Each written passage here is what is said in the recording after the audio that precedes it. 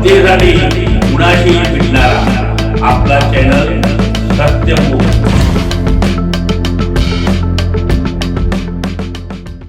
राज्यातील सर्वात मोठ्या महापालिकेच्या भरती प्रक्रियेलाच काळीमा फासणारा धक्कादायक प्रकार समोर आला। बनावट डिप्लोमा आणि डिग्रीच्या आधारे तब्बल 12 वर्षे एका अधिकाऱ्याने दुय्यम अभियंता म्हणून नोकरी केल्याचा मोठा घोटाळा उघडकीस आलाय। मुंबई महापालिकेतील भरती प्रक्रियेतील मोठा भ्रष्टाचार उघड करणारा धक्कादायक प्रकार समोर आला। धर्मराज उत्तम दावणे या अधिकाऱ्याने केवळ 10वी पर्यंत शिक्षण असतानाही बनावट डिप्लोमा आणि डिग्री प्रमाणपत्रांच्या आधारे 2013 साली दुय्यम अभियंता पदावर नियुक्ती मिळवल्याची माहिती समोर आली।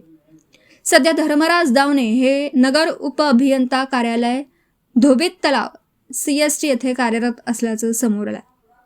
विशेष म्हणजे 2013 सालीच त्यांच्या बोगस प्रमाणपत्रांबाबत संबंधित अधिकाऱ्यांना माहिती मिळाल्याचा दावा केला जात असतानाही त्यांच्यावर कोणतीही कारवाई करण्यात आली नाही। या घोटाळ्याची दखल घेत माजी महापौर व आमदार सुनील प्रभू यांनी चालू अर्थसंकल्पीय अधिवेशनात लक्षवेधी सूचना मांडत हा मुद्दा उचलून धरला।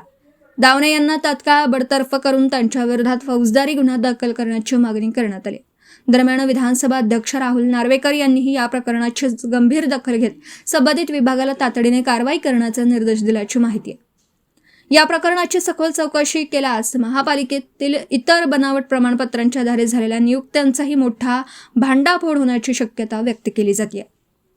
सत्यमुख प्रतिनिधी सुरेश केसरकर, कोल्हापूर।